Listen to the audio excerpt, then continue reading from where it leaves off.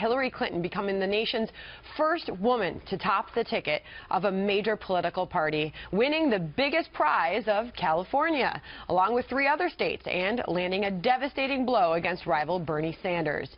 The history of the moment not lost on Hillary last night. Thanks to you, we've reached a milestone. The first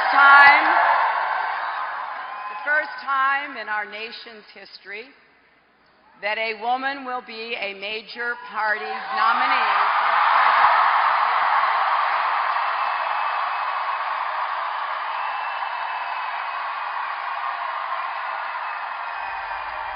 States. But despite the odds against him, Sanders vowing to take his fight all the way to the convention in Philadelphia. His last hope, flipping to his side the hundreds of superdelegates supporting Clinton. I am pretty good in arithmetic, and I know that the fight in front of us is a very, very steep fight. But we will continue to fight for every vote and every delegate we can get.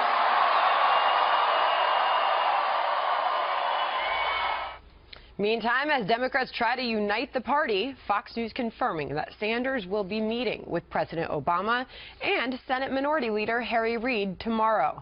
All this as we're still waiting to hear when the president will formally endorse Hillary Clinton. All right, Charlie, you cracked me up last night. You were actively tweeting away as we awaited Hillary to take the stage. She walked out on that stage with her hands on her heart. She shook the hands of her supporters. And you tweet out, and she walks out in wedding gown white. What did you mean by that? Well, I don't think I've ever seen her wear that. She wears lots of colors, but I don't know that I've ever seen her wear that particular shade of white. And, you know, this is a historic night last night. It is 8 years later than I think she wanted it to happen. And, you know, her message was, I'm a woman, and I'm going to be the first woman president. Well, those are facts, right, yeah. Julie? What did you make of last night? Well, they are facts. Look, it's not playing the gender card to say that this is a historic moment. I mean, we've always been, women have not even been the bridesmaid, never the bride. I mean, we've never even had a vice president as a woman, and here we have a woman finally. Listen, this may be a woman you like or don't like, but it is something historic. I remember when Barack Obama got elected in 2008, it wasn't lost on me and a lot of other people that it was regardless of how you felt about him, a historic moment to have an African-American become the person with the, take the highest office in the land. And the same thing applies here. Look, I'm not voting for her, supporting her because she's a woman. I think that is a silly, really dumb reason to support somebody. But the moment is not lost, and I think it's not lost, especially on women of her generation, not the women we talked about yesterday of my generation, who haven't had to go through a lot of these struggles, but the women of her generation. But Julie, we haven't seen an endorsement by the president yet. When do you think that will come? You know, I think soon, and I think it's because a lot of Democrats are starting to get fed up with Bernie Sanders. I mean, you look at what Bernie Sanders is saying, and he's saying essentially, I'm a populist, I'm not part of the establishment, I lost the largest number of pledged delegates, I lost the majority of the Democratic voters, but I'm going to go to the party bosses, and I'm going to tell the party bosses to subvert the will of the voters and support me. That is completely contrary to what he stands for. And I think at some point the president is going to come out and say, listen, it's fine. You want to stay until D.C. votes next week, until the very last vote is cast? Go for it. But at which point are you going to just live up to it? Historic moment, yeah. Yet Bernie Sanders steps up and doesn't really even acknowledge it.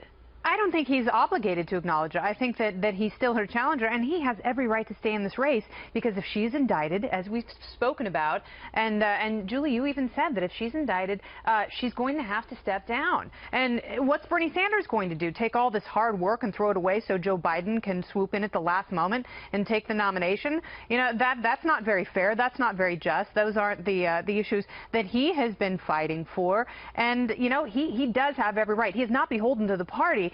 And yes, it's great to see a woman who's a major party nominee. That is historic. That's wonderful. As one of Bernie Sanders' supporters said, I've always wanted to see a woman president, just not this woman, because she has no honor. Okay, but will the party unite? Because now we have word that Bernie Sanders is going to be meeting with President Obama and Senate Minority Leader Harry Reid. What happens there? So I think I'm the Bernie bulletin on the couch today. For some reason, I don't know how I got that title. Anyway, Fox News has been confirming some things over the last 12 or 14 hours. One is we should look forward to some staffing changes for Bernie Sanders, and I don't mean bigger.